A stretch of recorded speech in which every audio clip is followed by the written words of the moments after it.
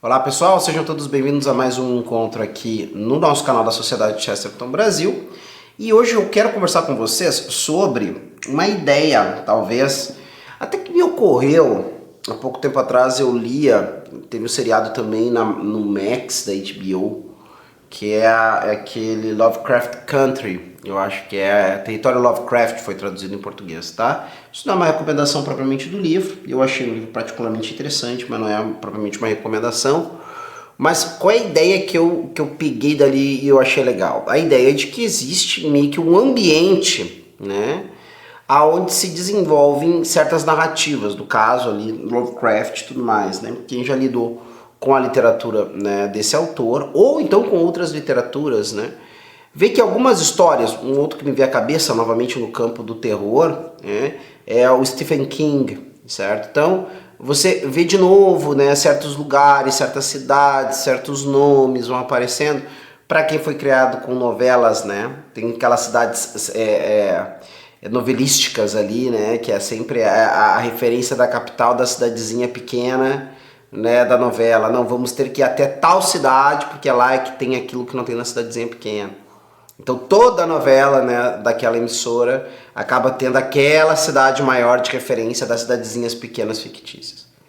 Bom, mais ou menos nessa linha, né, eu pensava se nós teríamos algo como, eu não gosto do Lândia, né, esse sufixo Lândia para as coisas, porque foi criado, hoje em dia o pessoal fala ir para Disney, né, mas na minha época o pessoal tentava falar, né, aportuguesando e traduzindo corretamente, né, Disneyland por Disneylândia, né, ah não, o cara foi para Disneylândia, assim por diante. E eu não gosto dessa ideia, pensar uma Chestertonlândia, uma Chesterlândia, não. Mas talvez em inglês pudesse ficar legal, né? Chestertonland, alguma coisa assim. Que é mais ou menos, né, esse território ou cosmovisão de Chesterton, que nós podemos depreender que está presente na escrita de Chesterton, né? Tanto, né, do lado da sua proposição de ideias, vocês têm aí vários livros onde Chesterton propõe ideias, né? Nós temos aí os clássicos de Chesterton, que são essencialmente proposições de ideia, né? Hereges, Ortodoxia, o Homem Eterno. Nós temos aí o mínimo de Chesterton, nós temos aí o livro sobre eugenia, né? Nós temos aí o Poço e os Charcos, e assim vai, né? Temos o livro do Dickens, e assim por diante. São o que? São livros onde Chesterton vai elaborar algumas ideias, propor elas, né? Ou tratados inteiros. Caso, por exemplo, um desses clássicos que eu citei, né, que nós vendemos nessa coleção dos clássicos aqui, eles são, né, blocos inteiros, né, tanto em Hereges como em Ortodoxia como em O Homem Eterno. Chesterton persegue do começo ao final do livro, né, a mesma ideia. Já, por exemplo, numa coletânea de contos como o Essencial de Chesterton, temos, né, Chesterton falando de vários assuntos. Poço e os Charcos, que é uma reunião de textos especialmente apologéticos de Chesterton. Chesterton persegue, né, vários assuntos. Igreja Católica e Conversão é uma única ideia. Bom, vocês entenderam, né? Nós temos ali também nossos livros de literatura, né, de Chesterton. Chesterton como um literato. E é interessante porque Chesterton como literato tem um razoável desprendimento. Chesterton, pelo que me consta, nunca teve um projeto literário, vamos dizer assim, um grande projeto literário. Vamos pensar uma obra, às vezes as pessoas têm a sua obra magna, né? Um Ulisses, do James Joyce, ou então Um Tempo e o Vento, do Érico Veríssimo, ou então O Senhor dos Anéis, do Tolkien, ou então, e assim vai, né? Nós temos aí várias obras que são obras de muito fôlego, né? E aí a gente vê que custaram, talvez, se não o melhor, às vezes a vida inteira de um autor para ser produzida, ou então o melhor dos seus esforços, certo? Não me parece que Chesterton tenha tido nenhuma obra assim. Ah, não, esse livro do Chesterton, o livro que era o projeto dele, ele elaborou a vida toda. Não, o Chesterton era um cara muito dinâmico, tá? Do ponto de vista intelectual. Poderia não ser justamente por causa, né, da contumácia, da grandeza do seu tamanho e assim por diante, né? Não era um cara, né, muito esportivo, tá? o que não é algo muito comum nos ingleses, tá? Mas, de toda forma, Chesterton era um homem muito célere, muito dinâmico, quando o assunto era ideias, né? Então, assim, é anedótico, inclusive, o pessoal conta, né? E mesmo é relatado isso, né, em biografia de Chesterton. Assim, às vezes poderia acontecer sim, da Frances estar lá com os boletos para pagar e o Chesterton, não, peraí que eu vou resolver. E aí, meus amigos, nasceram mais de um dos contos do Padre Brown, tá? E assim vai, né? Chesterton em demanda. Ou então ele faz aquelas coisas que é aquilo do craque, né? Se você gosta de futebol, você vai entender o que eu tô falando. Que é a coisa do craque de bola. O cara simplesmente acorda naquela manhã querendo jogar bola, passar a bola direito, chutar no gol e faz o lance da vida, né, naquele jogo, certo? Mais de um jogador já tiveram isso na sua biografia.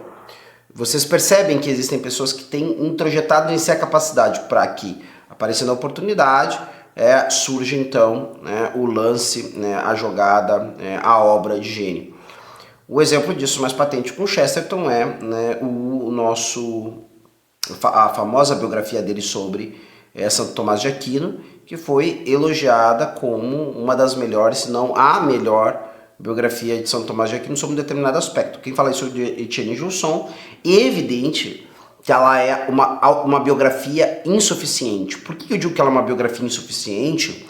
Porque Chesterton não está preocupado com uma parte que tem a sua importância, que é a questão de eu fazer relatos, né, materialmente biográficos do sujeito.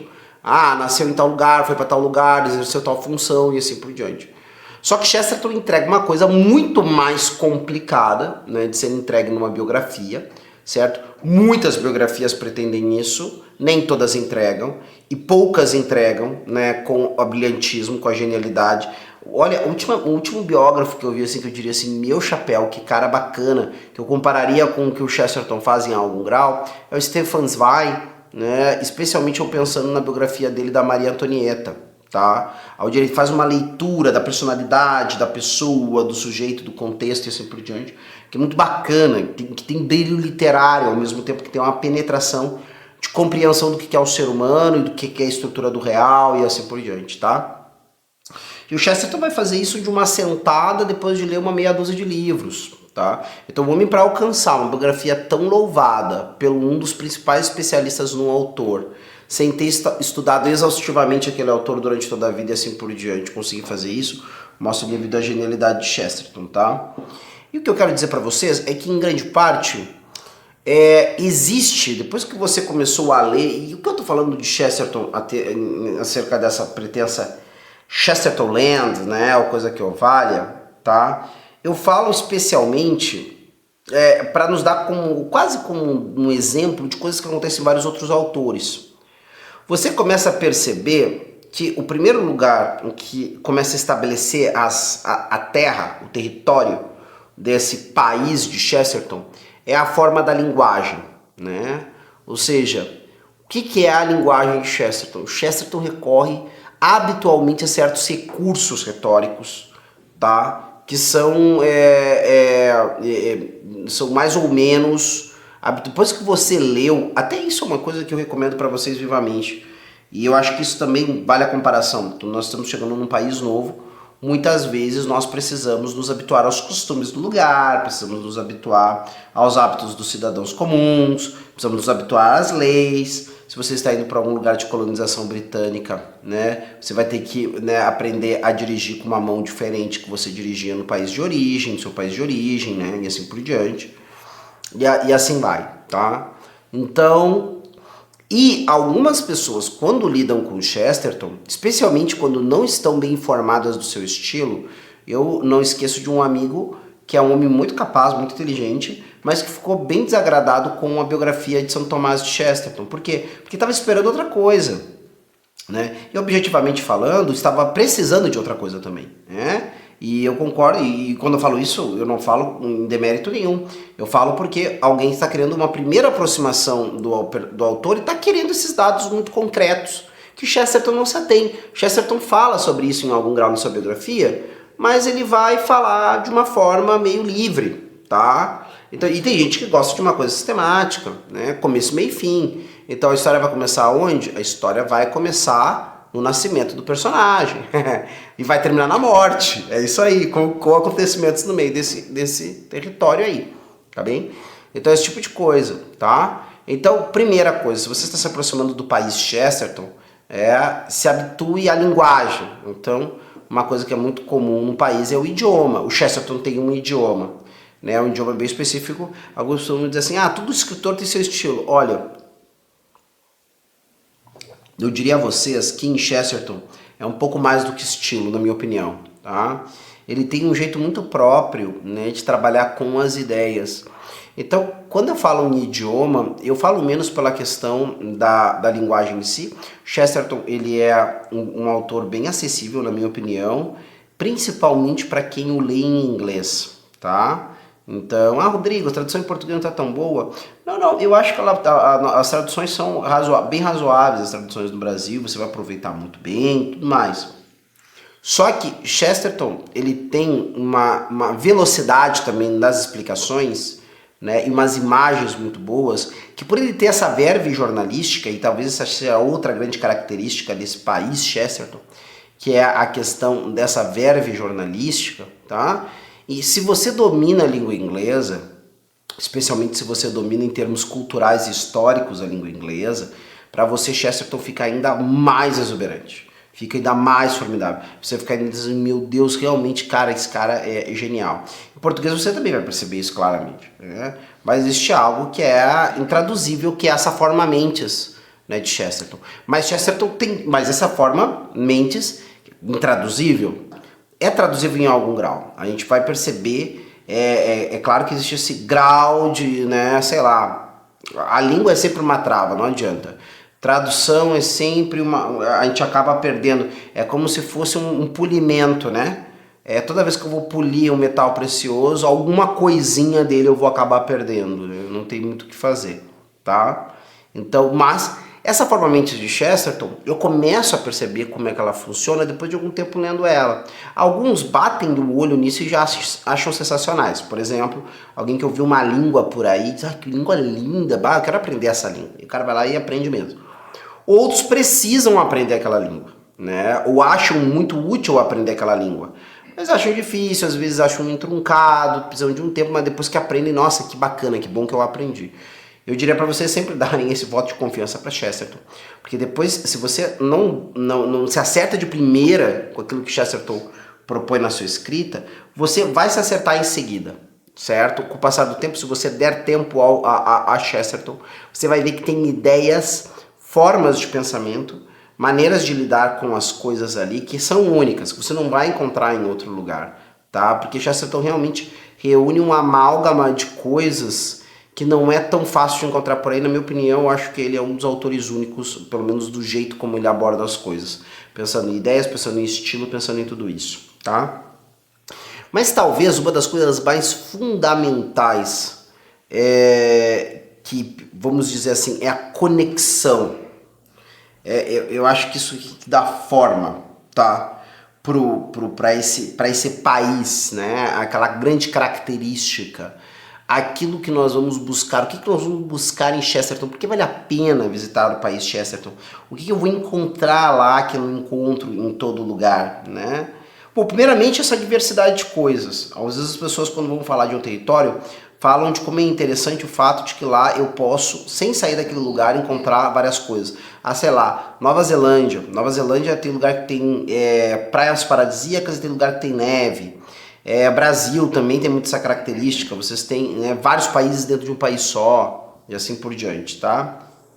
Além disso, além dessa diversidade, né, Chesterton fala de todos os assuntos, ele consegue chegar na questão da verdade, da verdade filosófica, da verdade religiosa e assim por diante, a partir de qualquer assunto, né, dos mais improváveis possíveis. Eu diria que é duas coisas. Primeiramente a questão do paradoxo, né? Chesterton é um homem que ele não está preocupado em resolver os paradoxos. Ele está preocupado, né, propriamente em viver o paradoxo. Entender se a vida humana não só é mais viável, como, né, mais razoável, a partir daquele paradoxo? Se aqui, o que chamamos de paradoxo? Duas verdades que são aparentemente contraditórias, mas não são. E como é que eu percebo que elas não são? Porque elas estão presentes na minha vida. Elas estão acontecendo na minha vida, né? Não pode ser um contraditório real, porque duas coisas não podem ser em oposto ao mesmo tempo sobre o mesmo aspecto. Esse é o princípio da não contradição, tá? Então o que acontece? Mas Chesterton, ele não está preocupado, como aconteceu muito durante, especialmente, o avanço do racionalismo, de transformar a vida humana, né, num problema a ser resolvido, numa equação a ser resolvida. Relembrando aqui, eu sempre relembro que eu vi essa expressão no trabalho do professor Rafael Ruiz, né, especialmente o Literatura e Crise, um livro dele sobre isso, né, sobre a questão da literatura e vida humana e aprendizados e essa coisa toda, síntese vital. O que acontece Chesterton não está querendo reduzir a vida a uma equação. Ele entende que ela é um drama e entende que, como realidade dramática, ela tem em si mesmo, né, no cristianismo, a sua melhor expressão. Porque no centro do cristianismo está o drama absoluto, de realidades aparentemente contraditórias, né, mas que estão verdadeiramente unidos. É Cristo, né, que é ao mesmo tempo verdadeiro Deus e verdadeiro homem. Este Deus absolutamente poderoso que se coloca na mão das suas próprias criaturas, não para ser louvado ou tocado, né, com respeito, com amor, o que já seria um grande dom e privilégio, mas para ser aviltado, vilipendiado e assim, né, mostrar ao homem a essência do seu drama diante do pecado. E a ideia, né, dessa expansão ao infinito, ou seja, aceitar o drama, aceitar o paradoxo, e o paradoxo sempre reúne em si a questão do mistério. Eu compreendo o suficiente, eu nunca compreendo tudo. Isso tem para o Chesterton a amplitude de eternidade.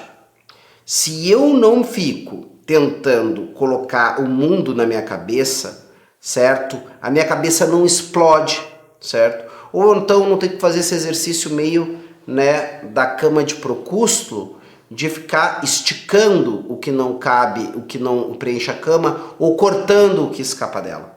E isso vai me dar uma visão da realidade mutilada, né? Então Chesterton, não, ele tá preocupado justamente em ver a verdade, não acomodar a sua experiência do mundo ao seu intelecto meramente, né? Querendo reduzir o mundo à sua capacidade de compreensão, tá? Então isso, de estar com as questões do paradoxo, e aí é interessante, tem um capítulo de ortodoxia que eu recomendo vivamente, que é os paradoxos do cristianismo. Vale a pena vocês lerem. Se você tem ortodoxia em casa, não está com tempo de ler o livro todo, pegue só esse capítulo, certo? Porque vai ser muito interessante. A Quadrante até publicou muito tempo atrás, né, ele como um livro separado, só esse capítulo de ortodoxia, que é os paradoxos do cristianismo. Por quê? Porque no meio do mundo, né, para Chesterton, esse mundo com amplitude, está um paradoxo.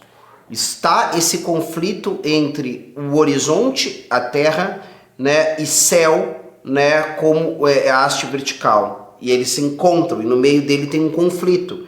Esse momento de encontro é um conflito, é um choque.